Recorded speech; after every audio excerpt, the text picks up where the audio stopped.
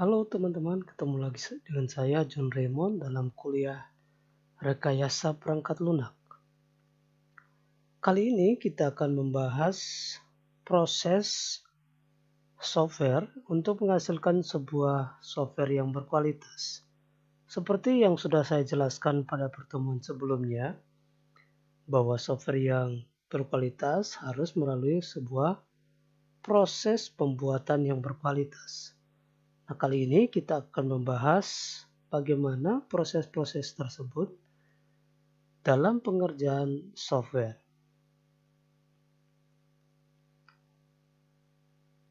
Kita mulai dengan layer yang terdapat pada software engineering. Paling bawah adalah proses model. Layer yang kedua adalah metode. Lalu layer paling atas adalah tools. Nah, tujuan dari pembuatan layer-layer ini adalah untuk fokus pada software yang berkualitas. Dalam mengembangkan proses software, dibutuhkan sebuah framework. Nah, di dalam framework ini terdapat aktivitas-aktivitas. Aktivitas ini adalah work task atau tugas-tugas yang akan dikerjakan, work product atau produk yang dihasilkan dari setiap pekerjaan, milestone dan deliverable. Lalu yang keempat adalah Q&A checkpoint. Nah, pada Q&A checkpoint ini kita membuat beberapa checkpoint untuk mengecek apakah prosesnya sudah berlangsung dengan baik. Lalu yang paling bawah adalah umbrella aktivitas atau payung yang digunakan sebagai aktivitas-aktivitas yang menaungi keseluruhan proses. Nah, pada framework aktivitas kita menemukan beberapa aktivitas-aktivitas. Yang pertama adalah communication. Communication dilakukan untuk berkomunikasi baik dengan pembuat software atau pengguna software. Aktivitas yang kedua adalah planning atau perencanaan. Langkah ini kita akan mulai dengan merencanakan apa-apa saja yang dibutuhkan oleh software dan pekerjaan-pekerjaan apa saja yang akan dilakukan untuk membangun sebuah software. Yang ketiga adalah modeling. Modeling di sini kita gunakan untuk melakukan analisis requirement atau analisis kebutuhan. Lalu yang kedua adalah mendesain softwarenya. Akan ada beberapa tools yang kita pakai untuk melakukan analisis dan melakukan desain software. Lalu aktivitas yang keempat adalah construction atau pengerjaan coding. Nah, kita lakukan dalam dua aktivitas, yaitu code generalization,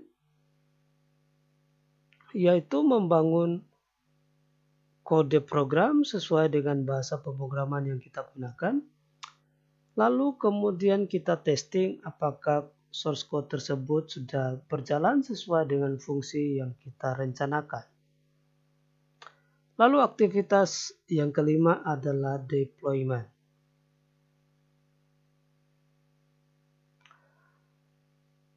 Payung yang menaungi berbagai aktivitas itu adalah sebagai berikut. Yang pertama adalah software project management, di mana kita mengelola berbagai project software yang sementara atau yang akan dibangun. Formal technical review adalah aktivitas di mana kita akan mereview berbagai teknik-teknik yang akan kita gunakan. Software quality assurance, di mana pada bagian ini akan dilakukan pengecekan kualitas software yang akan dihasilkan. Software konfigurasi manajemen adalah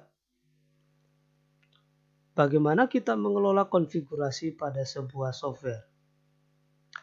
Aktivitas yang berikut adalah work, product preparation, and production.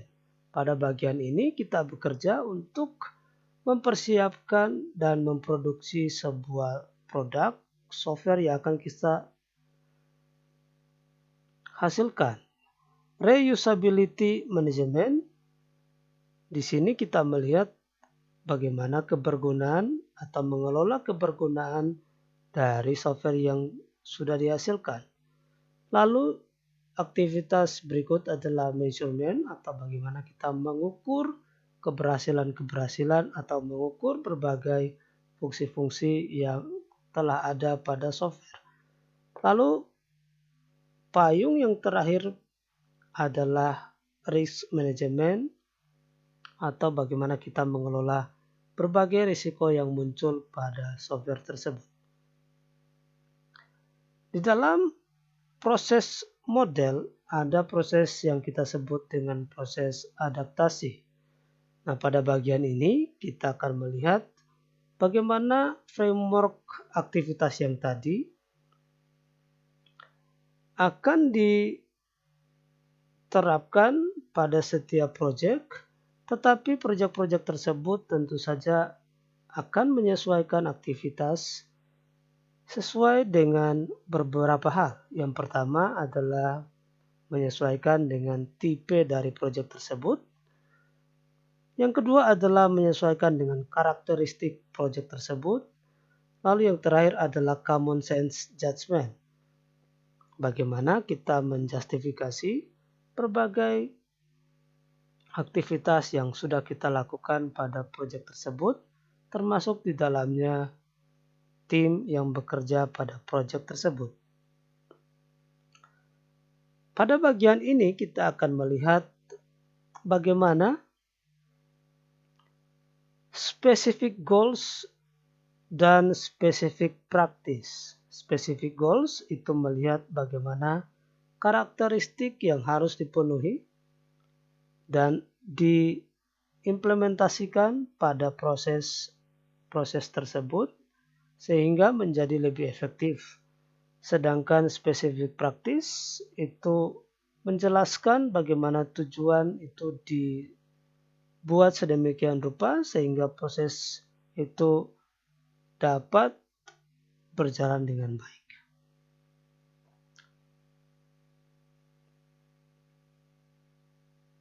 Ada beberapa pattern proses yang akan kita lihat. Nah, pattern proses ini dapat didefinisikan sebagai sekumpulan aktivitas, action, dan tugas yang akan dikerjakan, tugas untuk menghasilkan produk, dan bagaimana kita melihat behaviors yang muncul dalam proses pengerjaan software.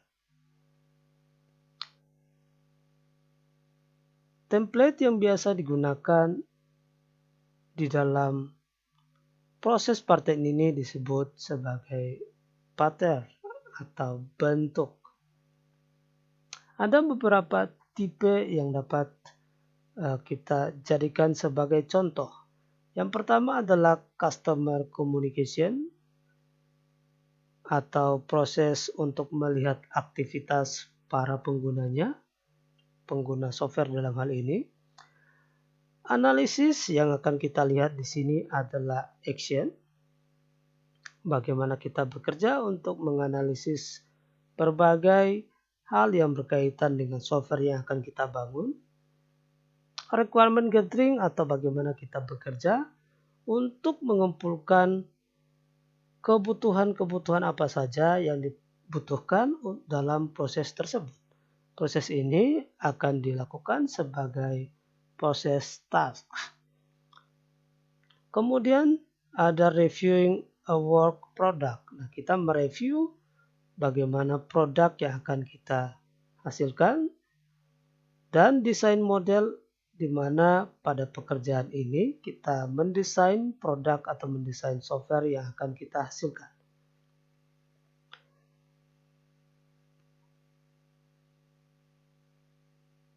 Nah, untuk bisa menjamin kualitas sebuah software, diperlukan beberapa proses penilaian untuk melakukan asesmen terhadap berbagai proses yang sedang berjalan pada software. Proses penilaian ini atau proses asesmen ini pada dasarnya merupakan kriteria yang memiliki berbagai hal secara esensi untuk memastikan software itu dapat berhasil dengan baik. Ada beberapa asesmen yang dapat dilakukan, ada SCAMPI dan seterusnya, termasuk standar ISO 9001 yang dapat digunakan untuk memastikan proses asesmennya berjalan dengan baik dan memastikan software yang dihasilkan itu adalah software yang berkualitas. Untuk dapat melakukan asesmen dan melakukan improvement, ada beberapa komponen yang harus kita perhatikan. Yang pertama adalah software process assessment. Di dalamnya dapat kita melihat juga beberapa hal yang dapat memperkuat sebuah proses software ini. Selain proses assessment, dapat juga ada komponen berikutnya adalah kapasitas determination atau capability determination. Kemudian yang berikut adalah proses improvement atau software process improvement. Keterkaitan dari ketiga hal ini akan menghasilkan suatu software proses yang berkualitas dan dapat dijamin kualitas software yang dihasilkan. Personal software process. Pada bagian ini direkomendasikan 5 framework aktivitas, yaitu planning, high level design, high level design review, development, dan post-mortem. Karena software yang baik dilakukan melalui aktivitas-aktivitas perencanaan, bagaimana kita mendesain dengan high level, kita mereview hasil desain, kita membangun atau kita melakukan proses coding, dan post-mortem atau setelah software itu selesai dibangun. Nah, seluruh proses ini memerlukan kemampuan dari software engineer untuk melihat atau mendeteksi berbagai kesalahan atau error yang terjadi pada software itu dan memastikan seluruh proses-proses tersebut dapat tertangani dengan baik.